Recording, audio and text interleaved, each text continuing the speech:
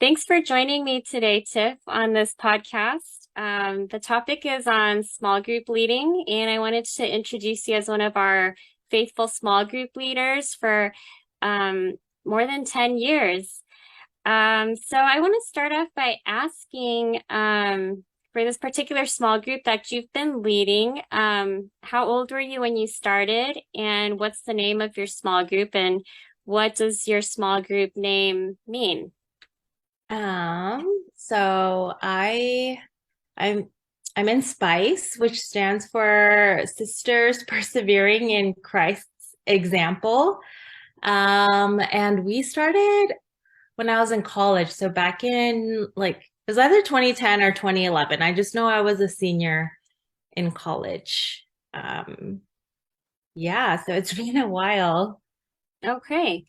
I like that acronym. I know that for a while many of our small groups had special names, but they were acronyms for something cool. So that's really good to know. So yeah, I just wanted to say small group leading is such a vital ministry to the church, as small group leaders are kind of like many pastors and shepherds to the flock, caring for, the particular members of their group. And often, if you want to see the pulse of the church, you just have to ask the small group leaders, and they'll give you an account on how at least their group is doing. Um, and I have to say, the faithfulness of doing something year after year is something that really testifies of God's goodness through you. So, when Spice first started and you were only in college, you were still a student. Did you feel equipped to be doing the work of small group leading? To be honest, I didn't. Um, I feel like I created so like I started Spice like at a really interesting time in my life. Like I was like super passionate about like AACF. That's the fellowship I was in at UCLA. And then uh, in my junior year, I was on the core team and I kind of had like a small group there because I was a leader of a ministry and we met every week. So we did like a book study together. And then Mm-hmm. at the point where I was like, this is kind of temporary. Like I'm gonna leave UCLA and go back to FCBC, and I don't really have anything to root myself in Yeah. at FCBC. And so at the end of my senior year or junior year, I was like, I kind of want to transition myself into being more like rooted into FCBC. And I was like, but like the turf small group was meeting during the weekdays and I couldn't go to that because I was at Mm-hmm. UCLA. And so I kind of thought like, okay, I just want to meet with girls that like are in similar age and at FCBC. And so it just kind of, I remember talking to Meryl about it and she was encouraging me like, just reach out. Like she kind of had that vision too, but she graduated. And so then I was like, okay, I'll reach out to other girls who are in the same position as I am. Like, we're kind of too far to come back home to go to small groups. So, like, there wasn't one that was meeting on the weekends. So, I just kind of started asking around the different UCs because those are the schools where most of the us girls were too, like, close, but not close enough. So, at that time, in my head was like, I just want to meet with girls. And so I Right. feel equipped to like, I didn't know what small group leading meant. Like the only, I feel like real example I had of it was my own small group in AA as a freshman. But we met like every single week. And my small group leader was like older than us. So it felt like, okay, she's telling us what to do. But this was different because we were like peers. Like these are people my age or 1 year. Exactly. Right. I was like, I'm not a leader, like I'm a peer. And so, yeah, I just, that was the beginning of it. So I felt really not equipped. Like I feel like I didn't know what I was doing. So that first year was just a lot of like, I guess we'll meet on Saturday. I'm not sure what we're meeting. Like we kind of needed to come together a lot to figure out what our like purpose was, like what we wanted our meetings to look like and what this group meant to each of us. Mm-hmm. Um, Hmm. so Yeah. It sounds like your role to step into a leadership position was birthed out of like recognizing your own need for a spiritual community, and you stepped out in faith to start something new. And it's now over 10 years later, and you can look back and see how God was guiding you through that process to secure that spiritual community that we all need for you to have after you graduated from college. So that's really encouraging. And I I actually remember the time when Spice started, and there were several girls. Actually, it was a really big group, Mhm. and so that's to say that you have experienced life together with that group. How have you grown as a leader since you shared and mentioned how it wasn't like you necessarily felt like qualified, you just went for it, and how have you seen God really equip you and develop you so that you can be a good small group leader to your girls? Hmm. It's definitely been a journey. And I think reflecting back, I see so many parallels, I think, in Hmm. where I was, like even career wise.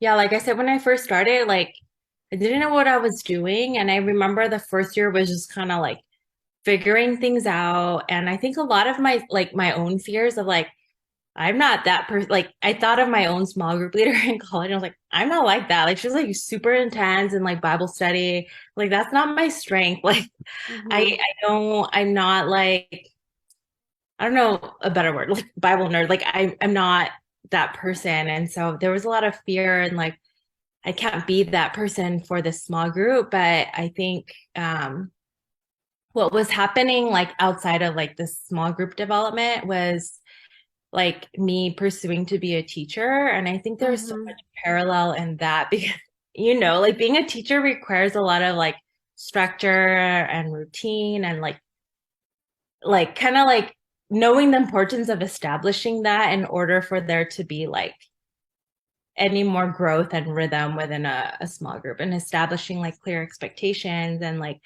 I feel like I'm like you were super crucial in kind of opening my eyes to structure and routine as well. I remember it at that same time, like so many things were happening. Like we had that like small group ministry, so we like met so much as small group leaders, like I Yeah.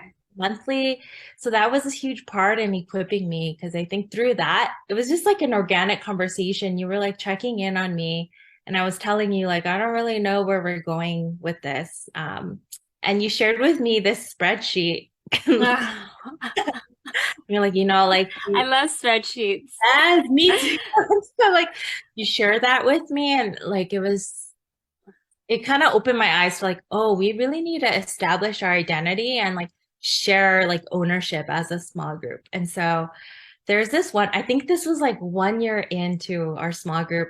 Like, I mean, we did a book study, we chose a book, and I think most of us were committed enough to meet, like, I think we were meeting every other week. But there hit a point after I had spoken to you where I was like, oh, we really need to like establish ourselves. And so I remember like going to one of the girls' homes. And I was like in teacher training. So I took out poster paper and like put them across the walls and was like, okay, we're going to split into groups and each of us are going to like just jot down, like brainstorm, like what this group is to you. What is our goal? What is our purpose? And Hmm. like, what is our purpose like with each other and within our church, like larger church community? Like, what do we want to be? And so that like, and we like had a covenant, like we wrote like promises to each other, like in that Hmm. thing. And all of us like really committed to like having ownership within this small group. And I think that kind of just like launched everything. And I think from then on, having like people take on different roles in the small group, having like set structures and routines, and having that like shared commitment with each other. Hmm. Hmm. Um, I think from then on, my role as a leader kind of shifted from being like, okay, every week I need to like come up with something to like it's established. And I feel like my role kind of like slipped back to like facilitator and liaison with Yeah. like with our pastors, our with other leaders. And yeah, I'm just like I do the right now we just kind of everyone signs up to facilitate a study and everyone's committed. It's like it's kind of like well oiled. So I feel like I've taken a step back from that kind of stuff. Like, yeah. Okay, so let's see. Um, you talked about how as you were getting developed to be a small group leader on the professional side, you were also growing in your career as an educator and you saw some parallels. Like, can you give some examples of like how you saw some of your professional training and the skills that you've learned on the field? How did you like bring that into your small group leading? I think definitely a lot in facilitating discussion. Like to be Hmm. honest, that I feel like is my weak point. Like I'm that was always something I wanted to work on, which is like facilitating meaningful discussion. And I think Mm, oftentimes in a small group, especially like when it's like there's only like so many of us, it can get kind of awkward. And I think like I learned so many talking structures and ways to get mm, like others to share and talk within a group, whether it's like pairing off or working. Because when our group first started, there was so many of us. There was like maybe like 10, more than 10 of us. And so oh, it'd be yeah. really hard to like discuss anything. Yeah. And I think like, working in smaller groups and then coming back in bigger groups, like things like that, that I learned through school and just like trial and error in the classroom. Like, but it was kind of different too because, these are like peers and not like students, but I Right, think right. the same way a lot of what carried over was like, how do we like get others to talk? And even through COVID, like, and by then I was out of the classroom and doing like instructional coaching. Actually, before COVID, I'm going to backtrack. I remember like I was learning strategies to analyze text, I remember as a coach to support Mm, like English teachers. And we were doing a book, like a Bible study. I think we were going through like James or like First Peter or something like that. And I remember it was like thinking maps, and I was like, oh my gosh, like I need to make sense of like what the Bible is saying in the same way that like we're telling students to like really make sense of whatever yeah, thing. right. So I remember like when I led one time, I like had everyone take out like colored pens and we were like making like thinking maps and drawing connections to like what we were learning, just like things like that. And even through COVID, Yeah. like everyone in my small group makes fun of me because I like making slideshows. And so Oh. I like to help facilitate because I'm the type who needs to like pre-plan everything because Yeah, I do yeah, well on the spot type of things. And so um I will put like sentence frames or like here are three questions, choose one to like that you want to discuss to like just really promote discussion because I think yeah. sometimes feel off, especially in COVID, we like we were an open group, so we had like four new girls join us and Wow. like we had to like get to know each other through Zoom. Like we never met each other in person. Yeah, It yeah, was that's a lot of intimidating. like trying to facilitate discussion and connection like virtually. And I think I drew a lot of that from what I was doing at work, trying to do that. So it was really helpful. Okay, let's see. So what a lot of what you're talking about in small group leading is it's making decisions for the group. It's making giving them access to have spiritual discussion and responses to whatever you're studying about. You talked a lot about things that you feel uncomfortable about. What are some aspects of small group leading that you actually enjoy or that you feel like your gifts get to come out in? Hmm. Um, okay, I really like planning. Like I like planning. And so the back Wow. of things, like we talked about the spreadsheet, like I still use that spreadsheet, like modified. Um, Like you like sitting behind a computer and creating your plans?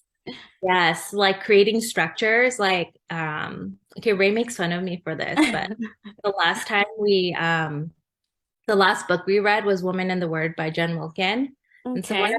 so it's all about like how to properly do like a Bible study. Mm-hmm. One of the chapters she discussed, it's very like it's called process, which she like breaks it up into like five, like however many steps on how to study God's word. And so I like that was my turn to lead that Mm-hmm. chapter. So I took that and I created a worksheet out of it and I had so much fun. Like a teacher.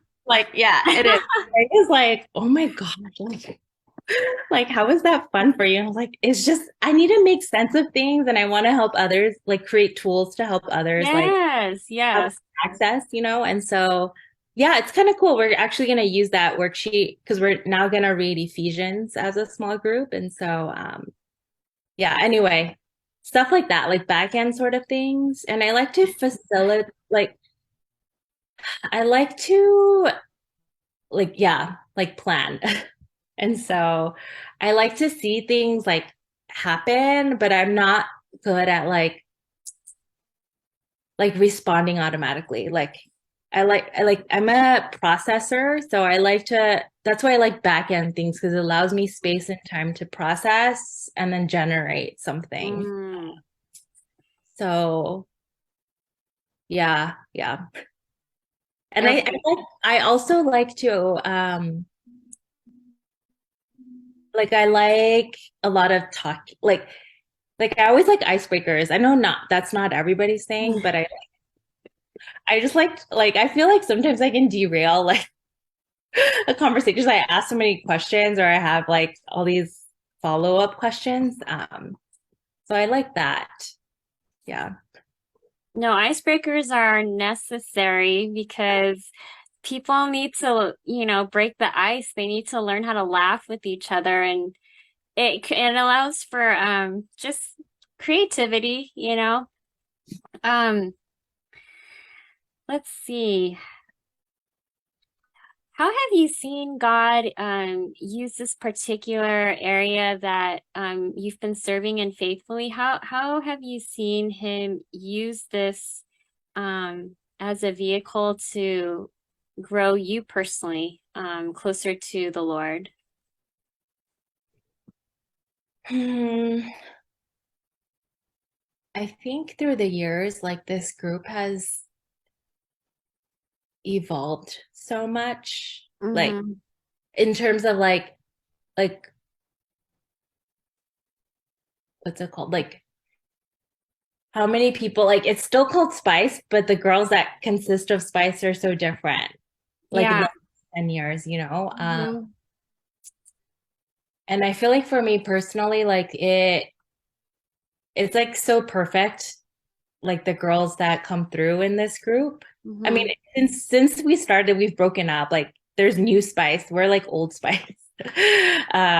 But it's just kind of really perfect. Like I reflect back to like when we were in college, and that was such a special time for me because I feel like I got really close to the girls in at that time. And I mean, we were collegians or like newly graduated, and so I feel like now having kids, being married, like the time is so limited now. Like to even come up with time to meet is so much more different. Like we used Yeah. to um yeah, just spend hours together over the weekend. Not even in small group time, but it was like, okay, we're gonna study together and now we're gonna have Yeah. dinner together. So the whole Saturday was together. Uh, Wow. and it Wow. was like the perfect provision in that stage of life, especially coming back from college and not having community and feeling Mhm. like, wow, I have like a community to come back to. Uh, Yeah. and Yeah. being able to walk so intimately with other women, I feel in every stage is has been really like sanctifying for me because I feel like um it's almost like small group is like the application of God's word. Like you see Mm-hmm. somebody Mm-hmm. who's like there was a period of time where all of us were dating but not yet married and we were waiting for the next stage. You know, Mm-hmm. like in Mm-hmm. seasons of waiting or seasons of like challenge and trial and being able to see God working through someone else's life in those stages. Like and it's just sometimes just by listening, you feel that conviction or encouragement Mm-hmm. on Mm-hmm. your own life and think like, wow, like I've felt that before and I need to work through that some more. Or this person really encouraged me through the hope that they have or the patience that they have through these situations. Like Mm-hmm. really, yeah, and God really provided. Like there's women who have left and Mm-hmm. women coming in, and it's just every stage is just so different, but perfect for that stage. Throughout all these years, is there a memorable small group social or outing that you guys had that you'd like to share with us? Hmm. I think one of our first ones, like we may have just I can't remember. I think I just graduated. So half of us were like graduated, half of us were still in college. We had a tea party. Aw, I Super. love those. So like we went like all out. Like we had like worn like spring dresses and we had like tea, like Like you set up your own tea party. we did. Did you make all the food too? I think so. I think so. Oh, that sounds so good. Oh, I love that. Like that was super fun. And then I think another one, like we used to try, it's so hard because this is all like pre-COVID. So like we used to try to do like two like hangout type of things, usually one in the summer and then one around the holidays. And like um yeah, and one summer or a few summer, we made it into a tradition where we would make dumplings. And so Oh, uh, wow. yeah, we just bought pounds of like ground meat, and then one of the girls had a recipe already, so we Oh, wow. just made a bunch of dumplings together, and then had a pool party. Like we cooked the dumplings, ate it, Oh, like that sounds so good. Yeah. it's super fun. And we always invite like our spouses, our family, like for those like outings. Yeah. It's super fun. Did you guys recently have an outing where everyone was allowed to invite their families, their spouses? Yeah, this was actually our first one since like our new group. Like we had one last year, which was just the girls, like at a park because it was still COVID, so we like kept. Uh-huh. But Uh-huh. yeah, I think was it 2 weeks ago, and it was shocking. We were all able to make it. We had like a Christmas get together.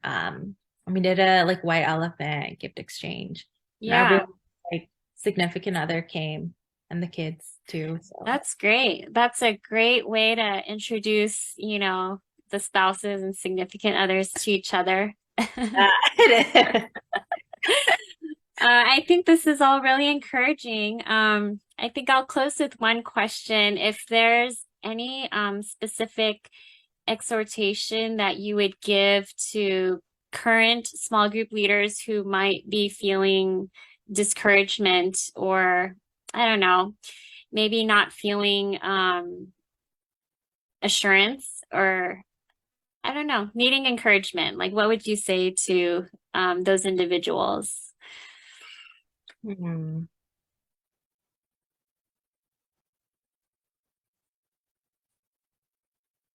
I would say, okay, I'm going off the top of my head, like